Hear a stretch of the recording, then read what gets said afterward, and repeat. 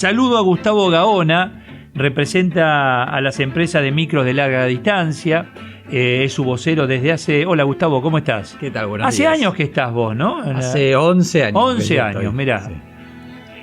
A ver, ¿ya estaba o seguían los micros doble camello o no? Ya habían desaparecido. Ya habían desaparecido. Claro, son mucho más jóvenes. No. Tenemos ¿Se un escucha par bien o levantamos el micrófono ahí de Gus? ¿Está bien? Bueno, ¿cómo? Tenemos un par, pero ya son piezas de museo. Claro, doble camello porque era así, justamente, y tenía las ventanillas que la podía abrir el pasajero. Exacto, sí, hoy ya no pasa eso. Con cortinitas. Cortina sigue habiendo, digamos, pero el doble camello tiene como esa doble joroba, para que se entienda, va como subiendo. Sí. Después vinieron piso y medio. Sí, y después doble piso. Piso y medio, doble piso. Después sí, doble piso, que empezaron a tener algunos problemas por la altura, los vientos, qué sé yo. ¿Y hoy qué tenemos? Bueno, hoy tenemos, mayoritariamente micro de doble piso. Hace más de 20 años ya que están los de doble piso. Pasa el tiempo, uno cree que están hace poco. Claramente, 54, ¿qué querés? Yo pasé por todos. Claramente que no es lo mismo un micro de doble piso del año 2000 que uno actual, en términos de tecnología, en términos de diseño. Sí. Pero el doble piso vino a la Argentina por una particularidad. Primero, siempre nosotros contamos que no se inventaron acá, no lo fabricamos ni diseñamos nosotros. Es un invento, de hecho, es un invento europeo, alemán. Optimizas el viaje, tenés más pasajeros. En realidad no tenés más pasajeros. Lo que tenés es la misma cantidad de pasajeros, pero con mayor comodidad para los pasajeros, digamos. La capacidad es la misma que lo que se llama como piso y medio o de piso. Piso y medio es lo que seguramente venga en el futuro. Porque bueno, esto va adaptándose según la demanda del pasajero. Las butacas amplias las tenés abajo. Las butacas amplias arriba o abajo, pero generalmente en los que se llaman coches mix están abajo, digamos. Tenés lo que es la categoría suite o ejecutivo. Hoy empieza a volver un poco el piso y medio, que es un piso alto, no tan alto como el doble piso, pero con mucha bodega abajo. Porque el pasajero demanda, ¿no? Llevar equipaje, también están las encomiendas, entonces eso va evolucionando, pero todavía seguimos con mucho de doble piso, ¿no? Sigue siendo el competidor, estamos hablando fuera de pandemia, ahora vamos a hablar de la pandemia. Lógico. ¿El avión? Porque mucha gente ha dicho, mira, trayecto corto voy en avión y es más negocio que ir en micro. Bueno, en realidad el competidor del transporte público, el gran ganador en los viajes de larga distancia es el auto. Más de la mitad, cerca del 65% de los viajes de larga distancia en la Argentina se hacen en auto. Entonces nosotros siempre decimos, el competidor es, hay que bajar a la gente de los autos y llevarla al transporte público. Esa es la política en todo el mundo. Es más seguro, es más dinámico, es más ecológico. Y el auto lo mandás por tren. El auto lo mandás por tren, o la verdad que ha crecido mucho el servicio de alquileres de autos en distintas provincias. Entonces hoy es posible llegar hasta una terminal del ómnibus y que te esté esperando alguien con un auto de alquiler, entonces no manejás. Lo mismo ocurre con los aviones. Sí, después de sacar a los autos, lógicamente que el avión en muchos destinos es una competencia nuestra, el tren menos porque tarda todavía mucho. Pero bueno, en política de precios ya hace tiempo, cuando no se producen asimetrías en los subsidios, es decir, cuando el Estado no le da demasiado a uno y nada al otro, como nos ha pasado otras veces, la tarifa se acomoda y nosotros somos competitivos y tenemos otras ventajas, no la velocidad, pero sí Recién hablabas del mundo y el tipo de unidades, los coches, el confort, el distancia. Bueno, ahora si yo miro el mundo, el ferrocarril es uno. Al lado de la carretera. Sí. ¿No? Sí. Porque la velocidad se logró en el mundo. Acá no lograste velocidad. Sí, lo que ocurre es una discusión interesante porque sobre todo porque en la Argentina hubo trenes. Entonces eso a veces se presta a la confusión de por qué no tenemos trenes.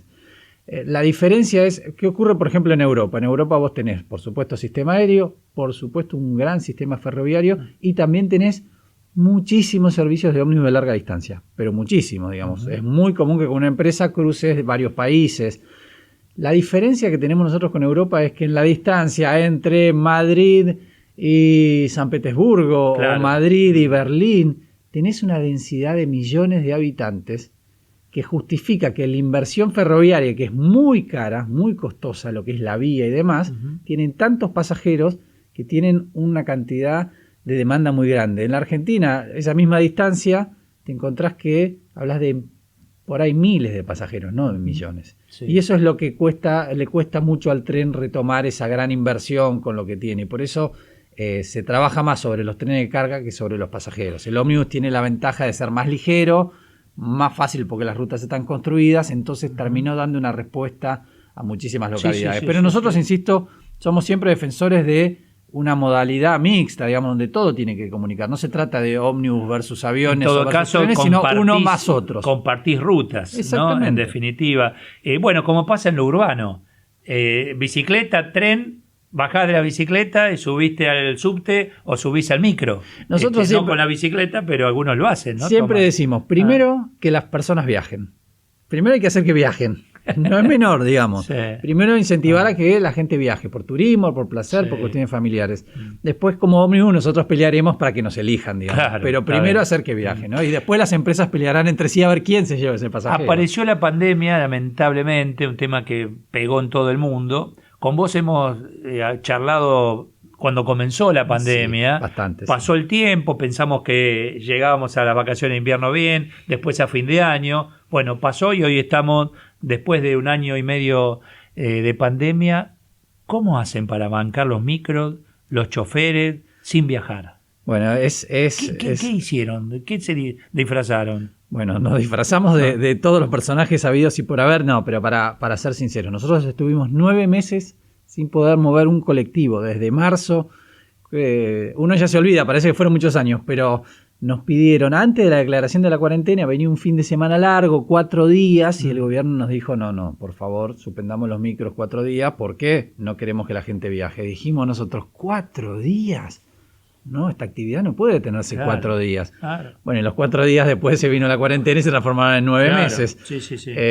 Entonces fue muy difícil, 9 meses sin poder circular. Recién a mediados de finales de noviembre, principio de diciembre volvimos a la actividad.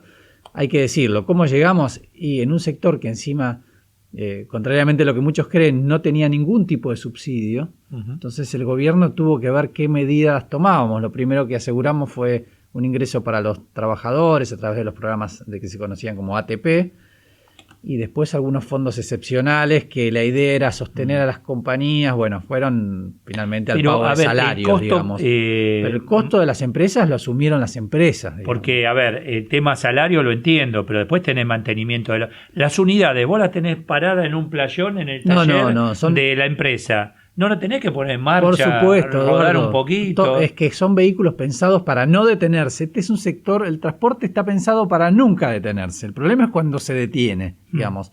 Además de tener miles de boleterías alquiladas en cientos de terminales de todo el país. Claro. Cuando empezamos los costos se estimaban en 100 millones de déficit diario para la actividad, digamos. Hablábamos de 3.000 millones por mes. Bueno, nos fuimos acomodando, nos fuimos adaptando. No nos cansamos de decirlo. Por supuesto, la ayuda del Estado fue fundamental y llegamos con la lengua afuera de diciembre. ¿Quedó alguna empresa en el camino? No quedó por esto que te digo. Cuando vos garantizás que los salarios puedan estar cumplidos en tiempo y forma, las empresas sacan todo su reserva histórica. Lo que pasa es, para que se entienda del otro lado, una empresa de colectivo de larga distancia, más allá de sus bases operativas, el corazón de la empresa son los colectivos, ¿no? En términos económicos estoy hablando. Y un colectivo que sale entre $250.000 y $300.000 cada uno, tiene una vida útil de 10 años. Se puede prolongar según la norma 1 o 2 años más, pero son 10 años. Bueno, nos comimos 18 meses. ¿Camine o no camine? Camine o no camine, porque la norma hace que después de que se cumple un periodo desde que fue patentado, no puede circular más en nuestra actividad. Entonces, llevamos perdido cerca de 12, 18 meses de la vida útil, un 12, 18% de la vida útil del vehículo. Ahí es donde se siente, cuando vos tenés que renovar el 10% al año y no ha sido posible. ¿Y hoy cuál es porque fui el fin de semana anterior a Mar del Plata, ¿no? Sí. Y algún micro veía en la ruta, en la autovía. Sí. O sea, está en función. Hoy, si yo quiero sacar un pasaje a algún lugar de la Argentina, ¿puedo? Sí, hoy se puede. Desde diciembre volvimos. Los números de demanda fueron infinitamente menores. Digamos, terminamos la temporada con un 80% menos de pasajeros. Esto se explica porque la situación económica, los temores, a pesar de los protocolos, hay que decirlo, funcionaron muy bien en términos de desinfección, en términos de control. La verdad que funcionaron muy bien. Hay una parte que no se conoce, que es toda la trazabilidad que hacen las ciudades detrás. La ciudad de Buenos Aires está muy atenta cuando llegan los servicios, nos piden dónde estaban sentados los pasajeros, ante cualquier caso sospechoso contactan a los pasajeros. Hay un trabajo muy profundo. Sin embargo, el temor estaba también, ¿no? Claro. Entonces, bueno, hubo mucha gente que eligió o no pudo viajar o eligió Pero viajar hoy, en su auto. por ejemplo, llegás a la terminal, viste que Retiro se abrió, Sí, eso ayudó un finalmente, poco, ¿no? finalmente Se reabrió, es sobre todo teniendo en cuenta las vacaciones de invierno, la apertura de Retiro es muy importante. Bueno, está el chofer que vos ibas a subir, le entregabas tu pasaje, lo chequeaba, asiento 3, gracias, bienvenida, adelante. Sí. ¿Eso qué haces ahora? ¿Mostrás el celu? Hoy QR, nosotros recomendamos mostrar el celular, podés llevar el papel, pero la verdad que hoy tenés en el teléfono, mostrás el celular. Para no tocar el para chofer. No tocar. Y vos. Nosotros recomendamos a los conductores mantener la distancia. Ajá. Se suben los pasajeros, aclarar siempre el tema del aforo, de la ocupación, porque generan dudas, digamos. ¿Cuántas butacas tiene un micro? Bueno, un micro varía entre 26 y 58 butacas, digamos. ¿Y el aforo es de cuánto? El aforo es el 80% del colectivo. Esto hay que decirlo porque mucha gente nos dice, pero no era que un asiento libre, otro no, no. No, es el 80% de la unidad y tiene una explicación. Aclarar que en distintos lugares del mundo, inclusive la región, la ocupación en los ómnibus en pandemia es del 100%. Acá fuimos hasta un paso más, nos pidieron las autoridades en términos de dejar un espacio. ¿Por qué?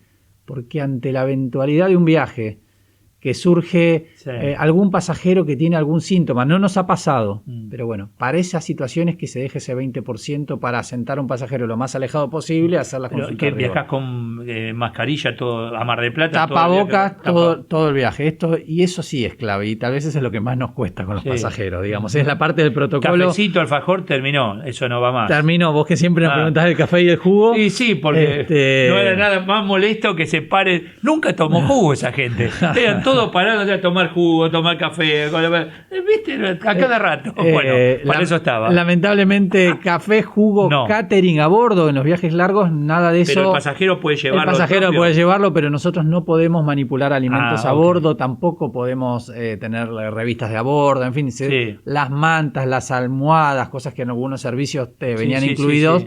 No. Eso voló todo, por lo menos por ahora. ¿Y el maletero qué pasa con el señor que amablemente llegaba, te ponía un papelito en la valija, lo guardaba en la bodega y vos te llevabas? ¿Eso quién lo hace? Bueno, ¿el propio pasajero? Dependiendo de las terminales, porque eso es en realidad potestad de las terminales, ¿no? Pero no es lo mismo una terminal importante como Retiro que una parada al lado del camino, la puerta de, digamos, ¿no? Entonces eso lo hace el chofer ahí. En algunos casos lo hace el conductor, ayuda. Nosotros siempre recomendamos en las capacitaciones y demás la menor manipulación posible de equipaje. Entonces, o sea, te abre la bodega. Se puede abrir, lo puede guardar. Igual con el tiempo, recordá que, digamos, todo lo que tiene que ver con la transmisión de virus en objetos fue bajando, digamos, esa idea. Lo que más hincapié hacemos es en el uso de la distancia y del tapaboca durante todo el viaje. Sí. O sea que hoy, ¿cuánto un viaje aumentó? ¿Mantienen los precios? Porque, claro, no sé, el teatro... esta noche vamos al teatro Mi Señora y Otro Matrimonio después de muchos meses. Bueno, un aforo importante, 50%, 30%. Pero nos dimos cuenta que la obra dura 1 hora y el valor del ticket es alto. Digo, debe tener que ver cubrir el espacio que no podés cubrir. ¿En los micros pasa eso? En los micros, sí y no. Digo sí y no porque, primero siempre aclaramos, la tarifa del ómnibus está regulada. Tiene precio mínimo y precio máximo. Pero las autorizaciones de aumento los da el Estado Nacional. ¿Cómo lo hace? En función de nuestros costos nos dice cuánto podemos cobrar el kilómetro y nos da una banda para que podamos hacer promociones y demás. Pero la verdad que hace mucho que no se autorizan los incrementos. La verdad que los costos vienen subiendo, el combustible sube. Por eso digo. Han habido incrementos de salario, pero hasta el momento no han establecido aumentos. Sí ha habido, hay muchas empresas que lógicamente tienen que trabajar con el techo, digamos, del precio, con el máximo. Pero en relación a los costos te diría que está muy por debajo el precio del boleto o lo que subió el boleto en relación a lo que subieron los costos, ¿no? Hablé ya con 2 sectores, panaderil y jugueteros, industria del juguete. Y ahora te consulto a vos. Moroni, el ministro de Trabajo, ya informó que el gobierno aumentará el salario mínimo. O sea, se le pasa la pelota a ustedes, ¿no? ¿Ustedes están en condiciones de poder actualizar? Nosotros estamos con el 75% de nuestro personal, hablamos de 16.000 trabajadores, cerca del 75% nunca volvió a trabajar. porque no logramos tener la demanda suficiente. Con lo cual... ¿Y cobra qué porcentaje del salario? Bueno, tenemos un acuerdo similar a lo que se hizo en el acuerdo macro UIA-CGT, digamos, donde está en promedio un 75 o 80% del salario sin venir a trabajar. No es que no quieran venir a trabajar, no es que nosotros no querramos que vengan, no hay demanda suficiente. Tenemos el 75% del parque móvil guardado. Y sin poder reducirlo. No, claro, no hay posibilidad de reestructuración del capital humano, ni hacer acuerdos, ni demás. Sí. Entonces, es un momento complejo, no te voy a mentir, nos pasamos muchas horas en el Ministerio de Trabajo tratando de ver cómo arreglamos esta situación hasta que el sector se recupere, porque la realidad es esa, hasta que no haya un nivel de vacunación que afortunadamente ahora viene creciendo más alto. A ver, que quede claro, con esto yo no quiero decir, y creo que vos tampoco, decir no merecen que se incremente el salario. Nadie dice eso. El tema es si está la posibilidad en este sector, donde tenés la gente parada desde hace mucho tiempo, actualizar, porque no hay actividad. Te decía inicialmente en nuestra charla que los fondos excepcionales, porque el sector no tenía subsidios, pero los fondos excepcionales que el Estado asignó, originalmente era para sostener a las compañías. Pero la verdad es que se destina todo al pago de salarios.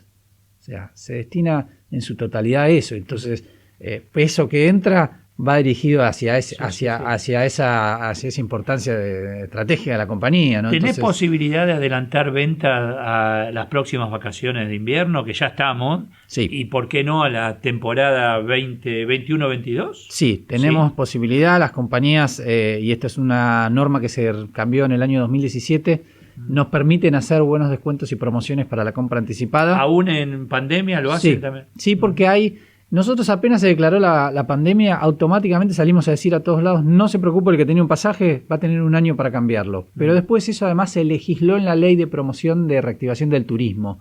Quien compra un pasaje hoy para las vacaciones de invierno o para septiembre o para octubre, por algún motivo, como pasó hace un par de semanas atrás con el fin de semana largo, el gobierno dispone que se suspende, su pasaje está cubierto, tiene un año para volver a viajar, no tiene penalidades. Si quisiera la devolución del dinero, también está establecido cómo se devuelve. Entonces, el pasaje está protegido. En eso la gente no tiene que tener temor. Hasta puede pensarlo estratégicamente, decir, me compro un pasaje para septiembre, para octubre. Si encuentra alguna venta para fin de año, bienvenido, porque ese pasaje va a estar protegido e inclusive lo puede pagar en cuotas e inclusive lo va a pagar a un precio de hoy, no de precio de mañana, ¿no? Gustavo Gaona es vocero de la Cámara que agrupa a las empresas de micro de larga distancia. ¿Está bien? ¿Dijo bien? Perfecto. Perfecto. Gracias como siempre, Gustavo. Muchas gracias. Un placer. Gracias. Hacemos una pausa. Estamos en Radio Perfil 101.9 hasta las 9 de la mañana.